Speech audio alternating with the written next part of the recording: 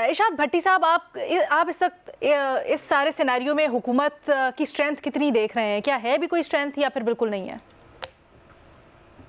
मेरे दो भाइयों और बड़े प्यारे भाइयों उमर चीमा साहब और एजाज़ सैयद साहब ने दो बातें की हैं। मैं उन बातों का जवाब देना चाहूँगा। पहली बात है कि ज़्यादा ज़िम्मेदारी खान साहब पर है। यार ना करें ऐसे।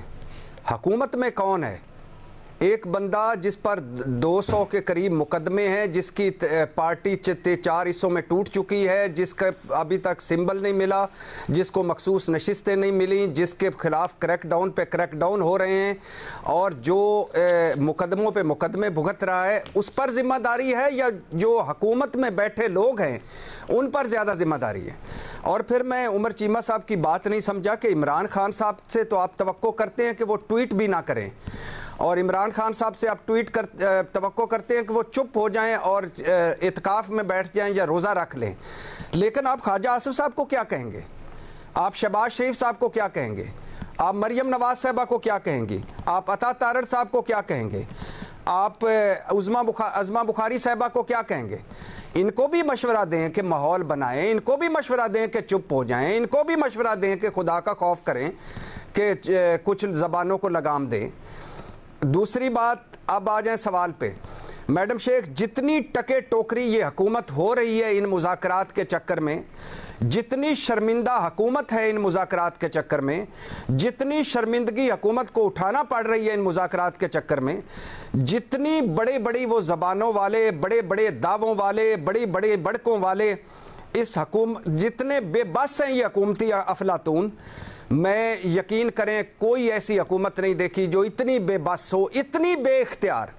यानी मैंडेट अपना है नहीं, क्रेडिबिलिटी अपनी है नहीं, और पता अब चला है कि इख्तियार भी कख नहीं है, और इतना भी इख्तियार नहीं है कि इमरान खान की जो मुज़ाकराती टीम है, छोड़े मुज़ाकरात कामयाब होते हैं या नहीं, छोड़े जो आगे उन जो दो मुतालबे हैं उन को मानना है या नहीं, छोड़े इमरान खान के साथ क्या करना है या पाकिस्तान तहरीक इंसाफ के साथ क्या करना है, इनके पास इतना इख्तियार भी नहीं है, इतना भी इनके पास कोई, इनके हाथ में कुछ नहीं है कि ये इमरान खान की मुज़ाकराती टीम से बिला रोक टोक बातचीत करवा सकें, मुलाकात करवा सकें।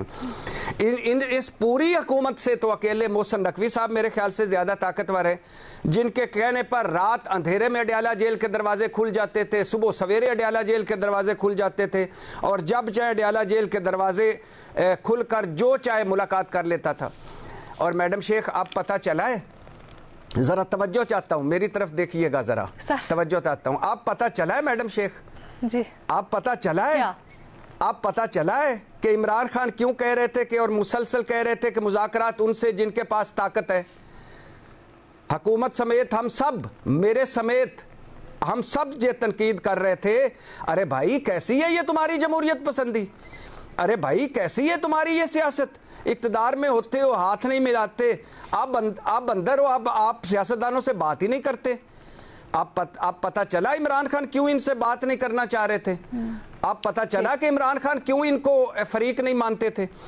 और वो हुकूमत तनकीद करती थी मैडम शेख, वो हुकूमत जिसने, जब इमरान खान हुकूमत में थे तो ये सारे के सारे उस वक्त की इस्टेब्लिशमेंट से मुलाकातें करते थे, मामला सेट करते थे। मौलाना साहब कह रहे थे निक्के नाल की गल करनी है, निक्के दे अब्बे नाल गल करनी है। और बिलावल भुट्टो से आसिफ जरदारी से मरियम नवाज से शहबाज शरीफ तक सब कहते थे आखिरी दो जुमले हैं कि हमने सिलेक्टेड से क्यों बात करनी है, क्या जरूरत है सिलेक्टेड से बात करने। मौलाना साहब ने अपना धरना कॉल ऑफ किया जनरल फैज हमीद से सारे मामला तय करके। नवाज शरीफ साहब की मुलाकातें लंदन में, वो भी इमरान खान से नहीं हुई। नवाज शरीफ साहब का इधर से जाना जाली मुबैना तौर पर जाली मेडिकल रिपोर्टों पर, वो भी ज़ाहिर इमरान खान का नहीं था। आसिफ जरदारी साहब का क्या कहा करते थे, फार्मूला बनाने वाले मुझसे पूछते हैं फार्मूला बनाओ, मैंने उनको कहा पहले इसकी छुट्टी करवाओ फिर फार्मूला बना के देंगे।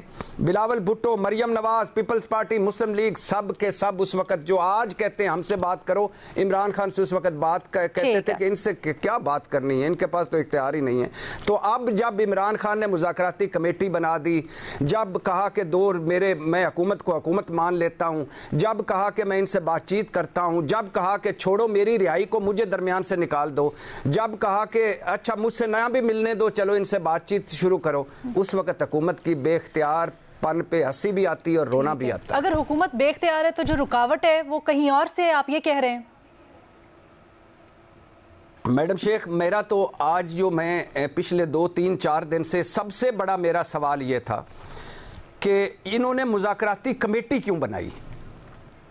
जब इनको ये, मैं तो समझा था जिस दिन मुज़ाकराती वो तो सही है सर, लेकिन मुझे बता देना, अगर आप ये कहते हैं ना बेख्तियार है तो फिर रुकावट उसी तरफ यार, मुलाकात से रुकावट, उसी तरफ यार, थोड़ा छोटा कर दीजिएगा सर टाइम। मैडम शेख, उसी तरफ मैं बिल्कुल छोटा करके उसी तरफ आ रहा हूँ कि मैं जब समझा था कि ये सारा मुज़ाकराती कमेटी बनी है, आपको बताया था कि नवाज शरीफ साहब ने ओके कर दिया, जरदारी साहब ने ओके कर दिया। मुझे उस वक्त ये इतलात यानी ये जो कच्ची पच्ची खबरें मिल रही थी कि सब ऑन वन पेज पे हैं, लेकिन अब जो मुझे पता चल रहा है या जो अब पता हो रहा है वो तो इस तरह लग रहा है कि ये हुकूमत को अकेली ये सारा सोलो फ्लाइट करना चाह रही थी, या गैर संजीदगी से उन्होंने काम बढ़ाया कि इंगेज करें, ट्रम्प फैक्टर है, बैरूनी दबाव है, या वैसे ही एक डंग टपाऊ था, लेकिन अब इनके पास है ही कुछ नहीं।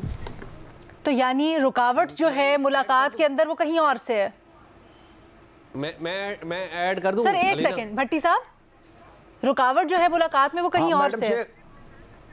हाँ मैडम शेख, मुझे लगता है कि जब तक हम 9 मई को सॉल्व नहीं करते, 9 मई के मुल्ज़िमों और मुजरिम को सजाएं नहीं मिलती, तब तक ये मुझे नहीं लगता कुछ आगे बढ़े। अच्छा, इसलिए नहीं मिलने दिया जा रहा खान साहब से, इसलिए नहीं इजाज़त दी जा रही कि वन पेज नहीं है और वो नहीं चाहते? हाँ, मुझे ऐसा लगता है कि ऐसा ही है। Okay, I am really sorry Ejaz, मैं आपके पास आती हूँ, उसको मजीद भी आगे, लेकिन मज़हर साहब का पहले कमेंट शामिल करते हैं। मज़हर अब्बास साहब, आपकी क्या राय है हुकूमत के इख्तियारात से मुताल्लिक़?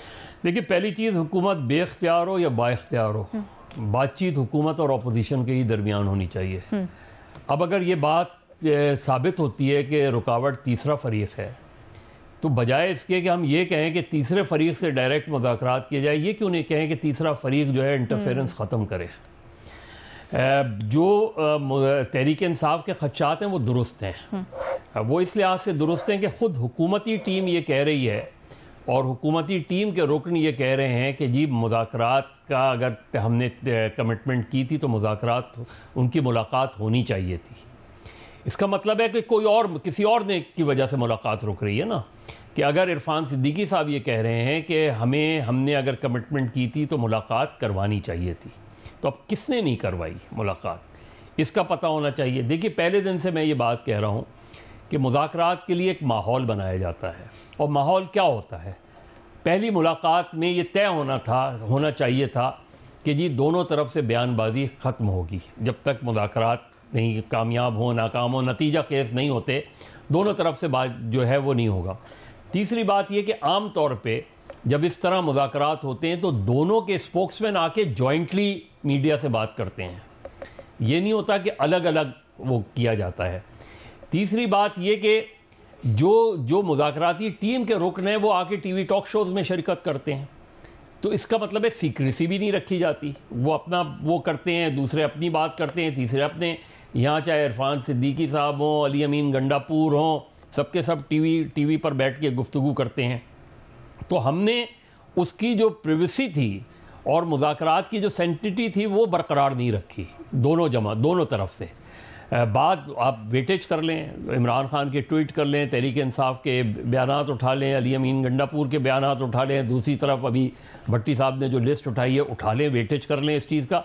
चीज़ ये कि दोनों चीज़ें गलत हो रही थी, दोनों चीज़ें मुज़ाकरात को असरअंदाज कर रही थी, और उसमें तो मुज़ाकरात का माहौल बना ही नहीं।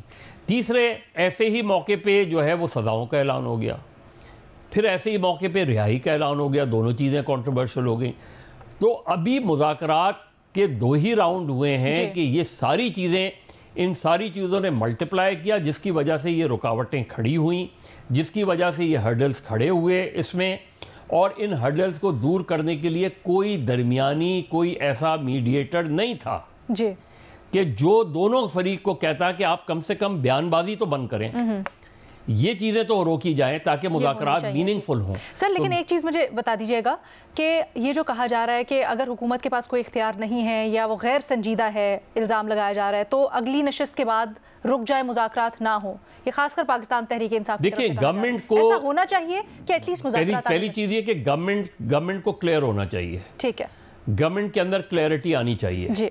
देखिए उन्होंने वो अब जब भी तीसरा राउंड होगा उन्होंने अपने मुतालबात पेश कर देने, और मेरा ख्याल है बहुत पहले उन्हें तहरीरी तौर पर पेश करने थे, उस पर कोई हर्जी नहीं था। जो चीज़ आप पब्लिकली बात कर रहे हैं उनको तहरीरी तौर पर देने में क्या हर्ज था। गवर्नमेंट क्लियरली बताए कि जी हाँ ये मुलाकात अगर नहीं हुई है तो ये गलत हुआ है। गवर्नमेंट की तरफ से अगर माजरत हो और फिर मुलाकात अरेंज करी जाए तो इससे भी माहौल बेहतर होता है। तो माहौल बेहतर करें अगर आपने मीनिंगफुल डायलॉग कर दें, वरना ख़त्म कर दें, ये इंटरेस्टिंग ऑब्जर्वेशन